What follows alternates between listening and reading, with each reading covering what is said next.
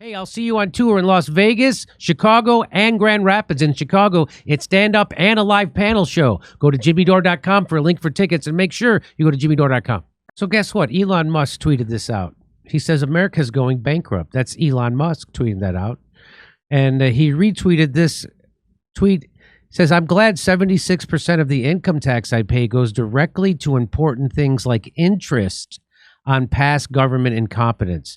Interest payments on the United States national debt will shatter $1.140 trillion this year. I'm pretty sure that's what that says. I'm not a math surgeon. Eating 76% of all income taxes collected, and that's a report from where is that from? Doesn't matter. So in here to talk about this is our main money guy. Paul Stone is with us. He is the co-founder and CEO of Colonial Metals Group, a Florida-based precious metal supplier that helps clients develop secure retirement plans by investing in gold and silver. I'm investing in gold and silver with them, just to let you know, and they're an advertiser on the show. But you know me, I'm putting my money in gold and silver. I'm taking it out of the stock market because I have a feeling this can't go on much longer. Paul has a Substack called thepaulstone.substack.com. Welcome to the show. Good to see you again, Paul. Oh, it's so great to be back in the mothership. Good to see you, Jimmy. So you actually have a Substack that's up right now that kind of talks about this. It's called Economic Reality Vanished When. And you talk about recently on Patrick Bet-David's show, which we're all fans of. This guy Saylor compared the U.S. dollar to the Argentinian peso. He said the only difference between the U.S. dollar and the Argentinian peso is that it takes 20 years to lose your family's fortune in the peso, and it takes about 90 years to lose your family's fortune in the U.S. dollar. My house in Miami Beach was $100,000 in 1930. It was appraised at $46 million a few years ago. Do the calculations. It's on a path to be worth $100 million, which means that the U.S. dollar will have lost 99.9% of its value over 100 years. Warren Buffett knows this. Charlie Munger knows this. Gold, so now you quote, this is a quote from, Alan Greenspan. The maestro. Yes, this is a quote from him. First of all, that's quite a way to look at it. That yes. If you look at it, if it was worth $100,000 and now it's going to be worth $100 million, that would mean, I never thought of it like that. That's the valuation of the dollar, right? So now you give a quote from Alan Greenspan when he used to be a Mr. Gold Standard guy. He says gold and economic freedom are inseparable. The gold standard is an instrument of laissez-faire, and each implies and requires the other. What medium of exchange will be acceptable to all participants in an economy is not determined arbitrarily. Where store of value considerations are important, as they are in richer, more civilized societies, the medium of exchange must be a durable commodity, usually of metal. A metal is generally chosen because it is homogeneous and divisible. Every unit is the same as every other, and it can be blended or formed in any quantity. Precious jewels, for example, are neither homogeneous nor divisible. More important, the commodity chosen as a medium must be a luxury. Human desires for luxuries are unlimited, and therefore luxury goods are always in demand and will always be acceptable. The term luxury good implies scarcity and high unit value. Having a high unit value, such a good is easily portable. For instance, an ounce of gold is worth half a ton of pig iron. Under the gold standard, a free banking system stands as the protector of an economy's stability and balanced growth. In the absence of the gold standard, there is no way to protect savings from confiscation through inflation. One more. There is no safe store of value. If there were, the government would have to make its holdings illegal, as was done in the case of gold. The financial policy of the welfare state requires that there be no way for the owners of wealth to protect themselves. This is the shabby secret of the welfare status tirades against gold.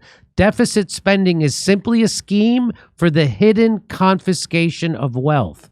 Gold stands in the way of this insidious process. It stands as a protector of property rights.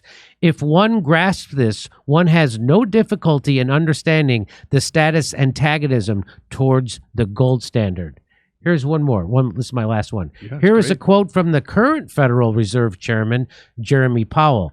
The level of debt we have is completely sustainable, but the path we are on is unsustainable.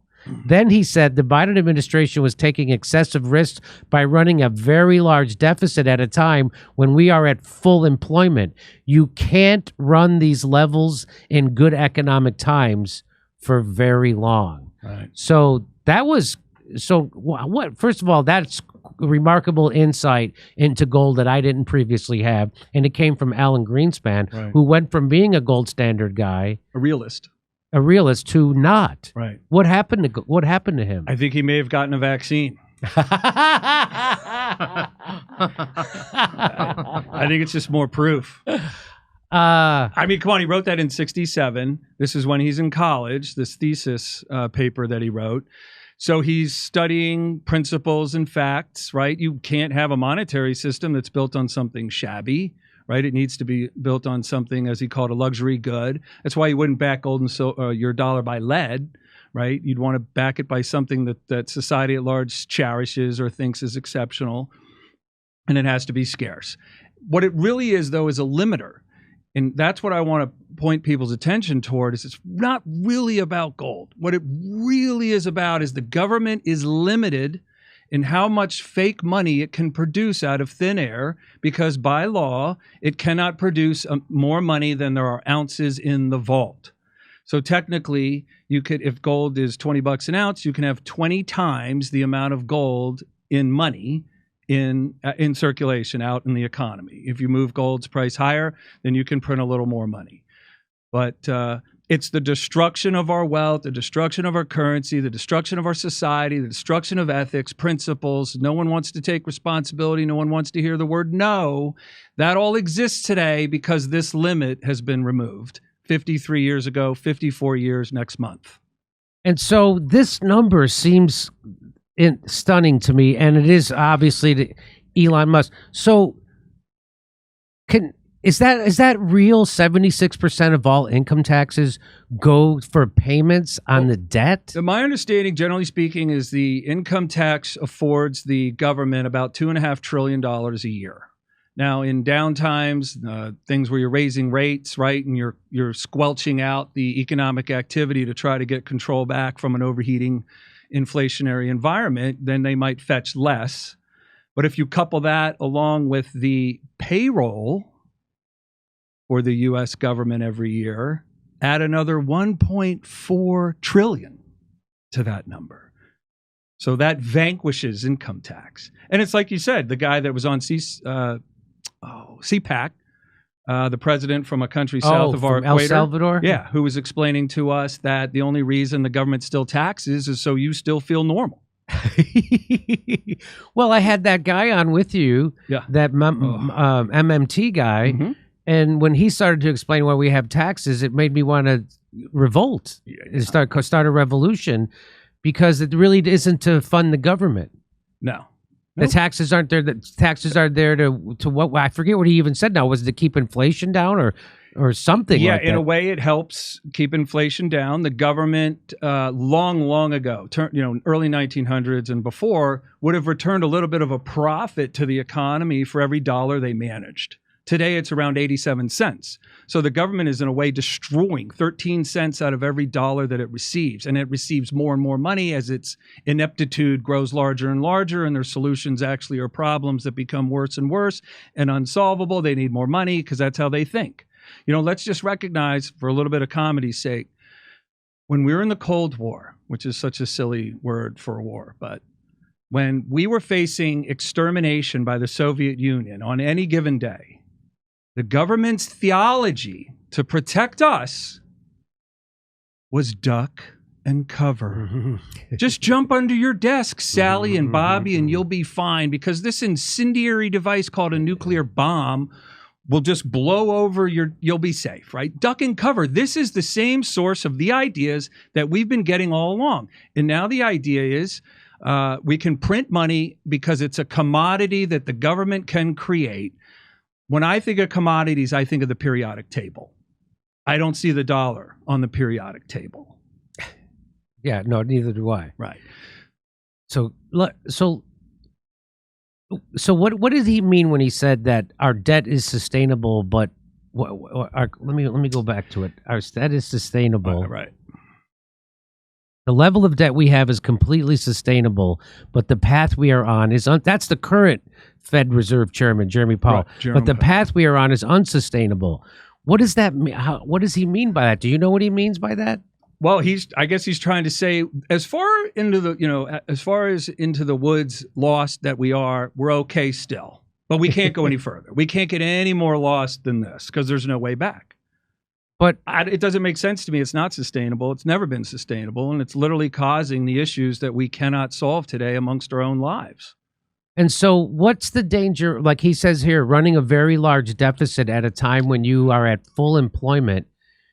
You're not supposed to, you can't do that in good economics. So to me, when you're at low unemployment, isn't your economy just humming? It's supposed to be. Right? If you had a Cadillac fooled around once with making a 16-cylinder engine and the car was just a badass car. They never did make it in production. But so imagine your economy has 16 cylinders, right? Something incredible like that.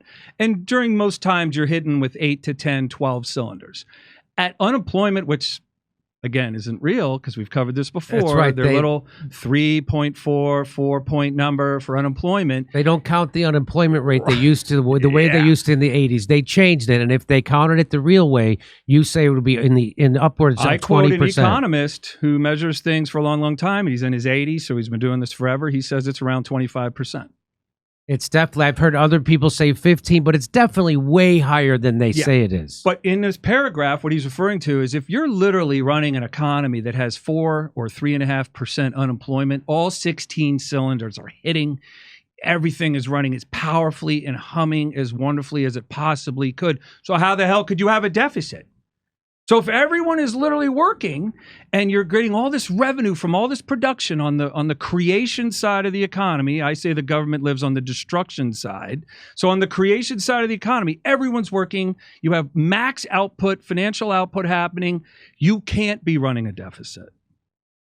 You can't. So for him to say this, it's kind of, he's talking to lay people here. He certainly doesn't want to scream fire in the middle of the theater. Right. But it is a warning. It's unsustainable. And they've been saying that forever. I could pull up a Jerome Powell quote when he's standing next to President Trump when he said practically the same thing in 2017. Oh, really? Yeah. That this is unsustainable. Yeah. And they all say it. Bernanke said it. Yellen said it. This is the problem. Please, if I have any usefulness to anyone listening, it's to self-empower you into an awareness to realize the government said to save your life in the face of nuclear extinction is to hide under your desk. That's the best they could come up with. And so just look at, they're still coming, the vaccine, right? This idea about how to treat the issue with Ukraine or how to treat the issue with Taiwan or how to treat inflation. It comes from the same source of pure ineptitude. And it's just obvious, right? We've had all these years, and you look plainly at this and you see, okay, the government actually isn't running I can say shit, right? Yeah, you can say whatever you want. Isn't running shit. And they certainly aren't running anything very well, except for the doo-doo they're creating.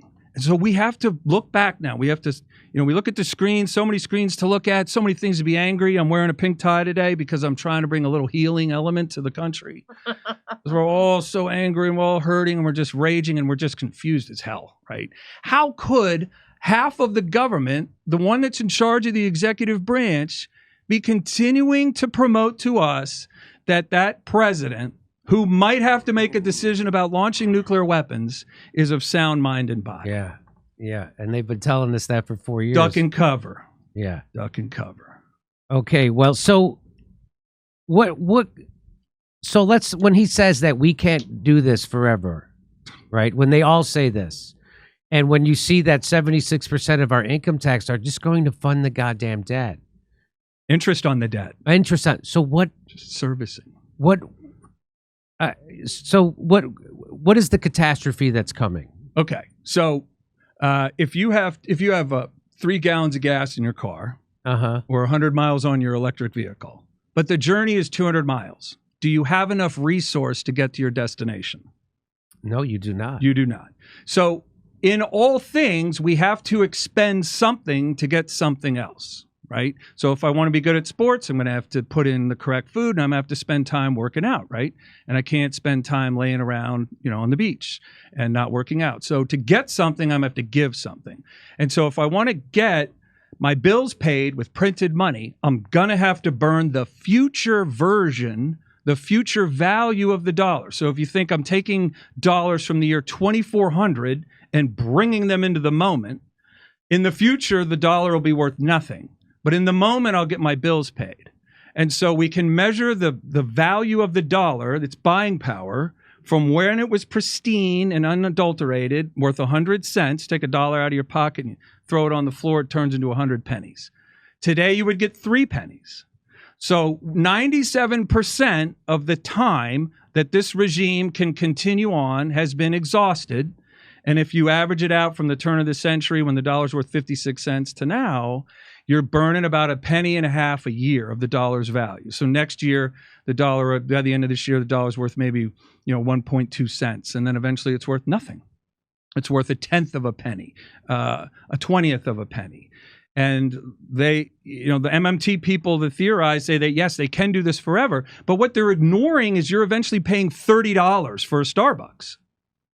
Because you cannot have something for nothing. If you want that $44 million home, just take a 100 penny dollar and shove it down to 3 cents, and up come home values, and up come all commodity prices. So it's a game run by sick and twisted, inept people who are at the helm of our financial vessel. We're all down in the staterooms, the engine room, the kitchen, the repair shop on this huge U.S. financial vessel. They're at the helm. And this is where we have to continue to look back at taking matters into our hands. What can we do for ourselves so that we're not in harm's way when they do run out of time to continue to support this regime with artificial finance? Well, I've told people what I've thought, and we've talked about it on previous segments, that the signs that another 2008 thing is around the corner, and that they're keeping this thing together with glue and bubble gum and duct tape. And so that's why I don't want any of my money in there. And I put a lot of my money into to gold, and I put it into treasury bonds, ironically, right? T-bills. And because they don't tax them here in California. And of course, I Bitcoin, even though I've heard your warnings about Bitcoin.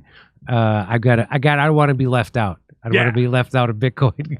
and I have an annuity that I bought a long time ago, so that's there. I can't take that away. But this is just my. And I don't invest with my regular money. This is just my retirement money. Mm-hmm. This is where I'm putting my retirement money. Like I'm not looking to make $1 million. I'm not looking to get rich off my retirement investment. I just want it to be there when I want it. Right. And so many people, those horror stories after 2008, that their 401k is just gone, and they were already ready to retire. And now it's not there. And I'm like, well, I don't want that to happen. And so that's why I'm investing the way I am. Yeah. But consider it this way, if I may interrupt. There's 4 places for your money. Right? There's cash in a safe at home, little physical cash. 100 years ago, that wouldn't have been a bad idea. The government wasn't taxing your cash from Washington. Real estate, in the financial world, and in the vault. Mm-hmm. So when you look at locations for money, it's easier for us lay people to kind of assess the construction of what supports viability for that choice to live on in perpetuity. And you have a lot of questions around cash in a safe at home. Real estate is wildly inflated by the printing of money, so they can't print the money, so the values crash. Financial world, just do your own research. And then the vault is constructed by metal, and it's the only thing. Real estate is made by the great Lord, the creator. Of course, they aren't really making more of it.